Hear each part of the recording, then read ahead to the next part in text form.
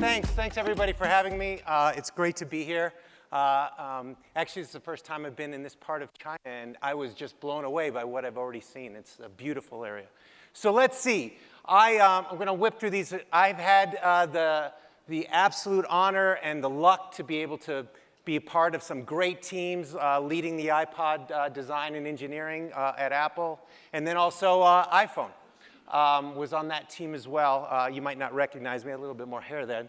But those were amazing, amazing products. And so I set out after that to say, okay, knowing everything about those products and designing experiences and learning about that from Apple, well, what can we do to save energy?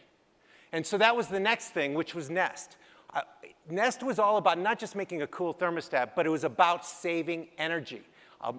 Basically artificial intelligence inside a thermostat to turn it down when it's supposed to be cool, turn it up when it's supposed to be hot, and turn it off when you're not using it or you're not in the house. We actually turned it out to be billions and billions and billions of kilowatt hours saved because of that technology, and that was great. It was amazing.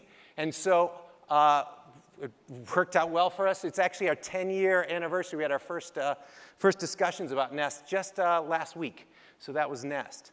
But energy savings wasn't just something that I thought of right then and then in 10 years ago. It's something that I've been doing since I was a kid. So this is me and my science fair project when I was 11 or 12, 1981. And that's a solar back then in 1981 or 2. So this has always been a passion of mine. The environment's been a passion. And so what we did was after Nest, we created a company, an investment company with our money in it. And we have a team that's both based in San Francisco and in Paris called FutureShape. And we are investing in global changing companies for the environment.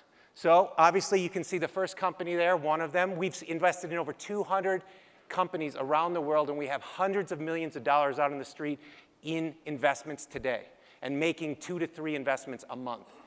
The first company, you guys are all going to hear from a brilliant team with an amazing product, and it's going to be a blockbuster company. You're going to hear from Pat just next. After that, Phenonic. Phenonic is a company that is replacing compressors in all freezing and refrigeration across the planet. It's already for sale. We're going to be revolutionizing all kinds of commercial consumer refrigerators and freezers. Another amazing company.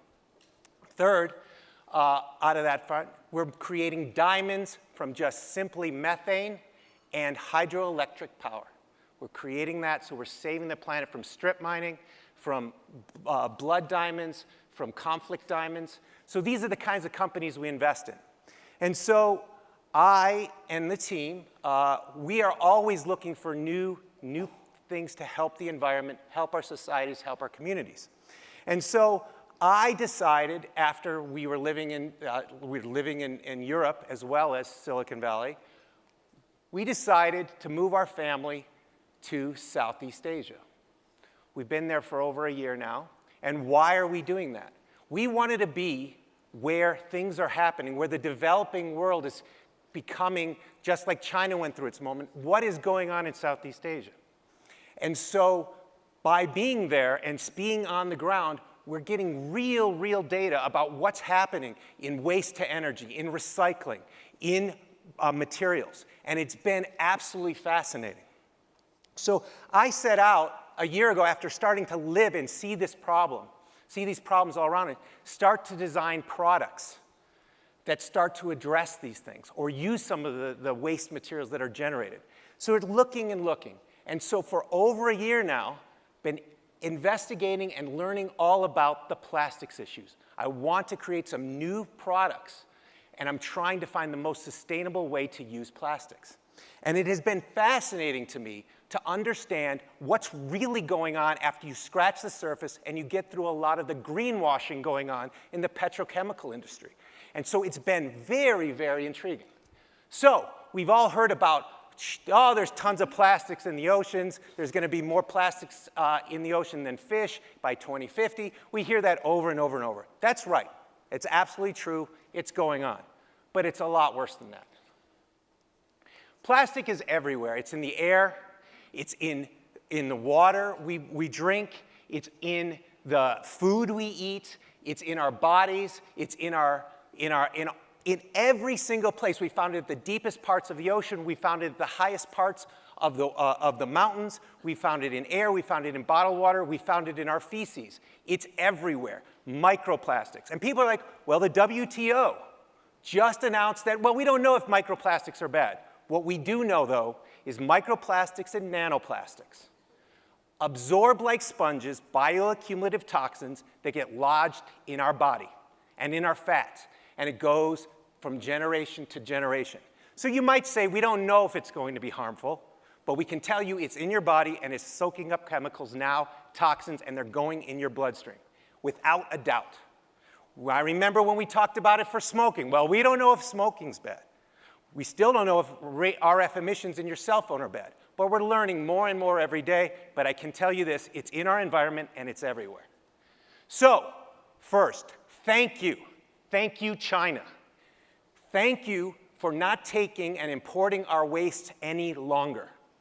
Thank you, thank you. Why? We have been hiding this problem for way too long.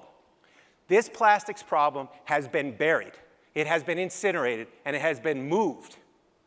And the developed world has pushed it away and said it's somebody else's problem. Thank you for making it our problem again.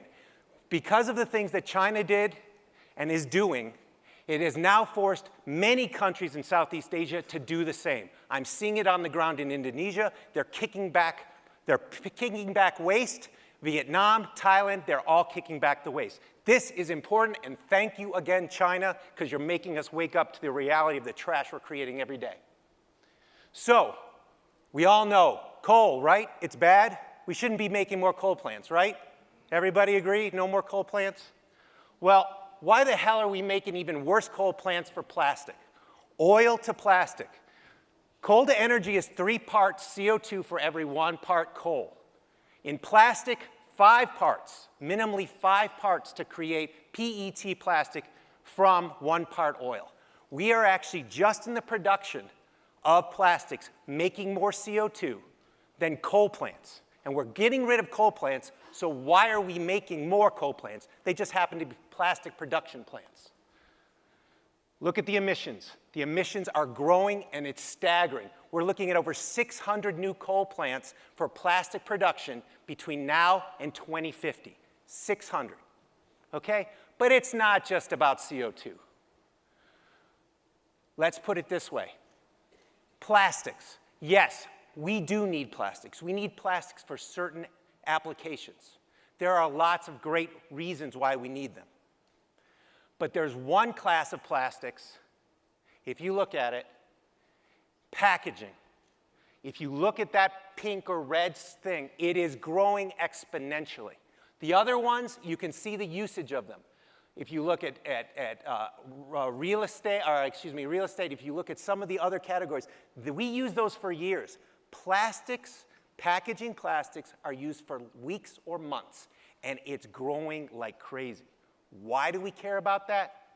Because plastics are around for years, 500 years. Once they're created, they're around. No matter what people tell you about recycling, they still are around in our environment. The problem is multi-layered. Of course, we have to extract the oil. We create methane when we do that. That's a 20 times more powerful climate warming gas than CO2. 20 times more, and that stays in our environment at least 20 years. Next, we then create the plastics. The CO2 from that, just like we talked about the coal plant, is going to be around 80 years or so. After that, we're going to use those packaging. We're going to use the packaging, okay? There's all those durable ones I talked about. Those other ones that lasted, that we use for 20, 30 years. And Bill McDonough tomorrow is going to have a brilliant talk all about that, I'm sure, because I've heard him many times. He'll talk to you about what we do about those plastics that are in our environment and what we do about them when we use them for 20 years and we have to recycle them or do something. It's a great talk. But plastic packaging is only for days, weeks, or months. After that, it sits in our environment for 500 years. Think about what was going on in the world 500 years ago. If they were using plastics, it would just be being decomposing today. All right? 500 years. So a few months of use for 500 years of trash that goes in our body that's bioaccumulative toxin sponges. It's recycling. Oh, we all hear about recycling. Recycling is so important. Yes, recycling is important. But let's talk about what's really going on. We have all these different labels. We see them all in our packages. But guess what? Just because the label's there doesn't mean anything. The first one, what we got here is we got sometimes recycled. So the first two categories are sometimes recycled, 1 and 2. So between 6, 7%, some as low as 2%, not even, in a lot of places, 0% is actually recycled. It's recyclable, but it's recycled. And most people won't tell you that when they are recycled, they can only be recycled 2, 3, or 4 times because they're mechanically recycled, and they go and become trash because those long polymers become shorter and shorter as they grind them up, and then they try to make more products with it. That's why you have to put it in a road. That's why you have to put it somewhere else. It's not true recycling like aluminum or glass or paper in a lot of ways. It is still only partially recycled, and even then, it turns into trash very quickly if it is recycled. After that, we have more and more categories. All of those other things are either never recycled or can't be recycled because they're toxic. Just because you see them, just because you see those labels, does not mean you are going to see them recycled at all. So is this truly a waste management problem? Is this truly a consumer problem that we're lazy? It's too hard to separate these things. If you look, recycling is more about not the process of recycling, it's the process of sorting and cleaning. That's the problem that we have. And consumers need simple things. We all know, we're in the business. When we make something, we have to make it incredibly simple. Consumers are good at 2 choices. 3 choices, it gets difficult. 7, 8, 10 choices, even harder. We have made, or the industry has made, it incredibly hard for the consumers to try to do the right thing, and it's made it really hard to make for the recyclers to do the right thing. Recycling is not the answer for packaging. So, here's some things you need to know. A lot of people don't want to tell you.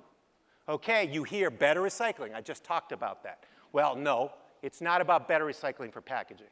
After that, you hear it's about, what is that one? I can't even read it. Oh, incinerate. Yes, we're going to do waste to energy. We're going to incinerate it. Well, guess what? Those coal plants that we talked about earlier making plastic, well, it makes even more waste and toxic dioxins that are spewed out.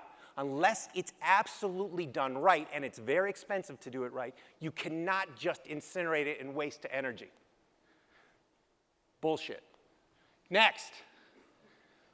We got bioplastics. We hear everything about bioplastics. Bioplastics are the answer. Well, guess what? Bioplastics are the same thing as biodiesel.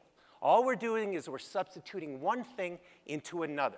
We're just taking some biomass and turning it into petroleum. So it's kind of like going from coal to natural gas, something like that. But it's really not the answer. Bioplastics, if it's not done right, is not right. Next, so biodegradable or compostable. If you hear biodegradable, it doesn't mean it's good for the environment. Everything biodegrades into little pieces. Plastic biodegrades into nanoparticles. Doesn't degrade into organic, but nanoparticles that are sponges. If it's compostable, usually that means it needs to have industrial equipment to make it turn into something that's more like soil. It needs recycling, it needs collection. That isn't right. So what is the answer? Packaging needs to be bio-waste plastics. Waste. From waste, we turn it into plastics, and it needs to be consumer compostable. We can just throw it in a compost bin. The organisms just eat it. We can throw it in the water and in the ocean, and it just dissolves into properly degradable elements that do not hurt us and do not hurt the things we eat and live on this planet. Bio-waste plastics and consumer compostables. So we need to build circular businesses. I don't need to go through this. We all understand that. So what does it mean? If you're in a business today, right now you have to understand many, many countries are banning single-use plastics. If you're in using them, creating them, single-use plastics are getting banned, and very, very rapidly. All of Bali, in literally 3 months, has totally changed from single-use plastics in many different categories. And those single-use plastic definitions are growing wider and wider. After that, we have to eliminate composite plastics. That means layers of film. They put different types of plastics together. They can't even be recycled. Many of the plastic packages you see that have food in them, they're composites. They can't even be recycled. Definitely not mechanically. Food delivery. Food delivery in Indonesia is starting to get regulated. What can single use, what packaging can it be in? There's all kinds of regulations coming very soon for food delivery services and what they can use. We have to limit petrochemical infrastructure. We talked about incineration. And, of course, we have to make sure the producers of these things don't just leave it to the consumers to have to clean up their mess that they help to create. Long-term, bio and biochemical recycling is necessary, and we need to have the proper value chain, which Bill will talk about tomorrow. So, the biggest thing to remember, if we want this world and packaging to work, we have to make it easy. We have to make it easy if we're going to recycle it, and today we don't have it. Consumers need easy to make it work, and it's not that way today. So anyone tells you it's a waste management problem, they're lying. It's not true. Thank you very much. Hey, thank you, Tony. Thank you. Sasha tells me that we've got time for one, maybe 1.5 quick Sorry, questions it here. took too long. No, it was I time was a little, well spent. It was absolutely I was a little... fantastic. So one of the things I love about this is it's a designer perspective where you kind of take a designer's sense of empathy and look at the whole system. And you say that things that aren't working don't work for a reason. It's because they're hard to use and the user experience isn't what it ought to be. And I love your focus on consumers. So my question for you is, making this switch that you say is the way to go so that it's easy for consumers, what drives that? How do we get into that world? Is that the responsibility of designers to come up with some new materials? Is it the responsibility of governments to regulate, as you described in Bali? Or does it fall back on consumers again, just not to use this? I think it's all three. Look, governments are going to step up because they're seeing and they're really realizing the problem that they're having for their societies. And their constituencies are saying this can't go on any longer because they're starting to wake up to all of these greenwashing terms that the industry is using just like they did for oil and gas and tobacco and those kinds of things in the past. So people are waking up, governments are waking up, consumers are definitely waking up. And there's a very interesting study that came out about a month ago which said global brands today, when they come out with eco anything, consumers don't trust it. They trust new brands that come from scratch with eco products. They much rather go to that than try to go to a global brand that's been screwing up the world for a while, and they don't believe that they're actually doing actual good. So where does this leave the role of companies? I mean, we heard from Jim Fitterling, a very kind of nuanced perspective on the problems and how it's a systemic problem and how companies have to do their part, and it's partly consumer product companies and consumers, and then there are things that regulators and waste management companies can do. But are you saying that just don't trust companies in general because there's nothing really that they'll do? I'm not saying that. I think companies can do a lot to help. I think we need to scale up PHA production. There's all kinds of biomaterials that are available now that, if done right at scale, can actually compete with the petrochemical industry to get us these bio-waste, consumer compostable materials. They're there. They just need to be embraced. It's just a whole different thing than what they're doing today, these large companies. The other one is this is their job to actually clock forward and get new customers and not lose ones and not lose their competitive position. So this is a reality. We have to wake up to it, and we have to stop the greenwashing, and consumers are going to vote, and so are the governments are going to vote. It started in China. Thank you again for not taking the waste. It's going to continue and roll through many, many countries and many consumers. This is not a trend that's going to change. It's only going to accelerate. Can we look for something along the materials side from Future Shape companies? We are investing now in biochemical recycling. We're investing now in biomaterials. We're going to have some really, really great announcements there, and I hope to have some really cool, interesting new products around this area very, very shortly to announce. Come back and let us know. All right. Absolutely. Tony Fadell, thank you so much. Thank you.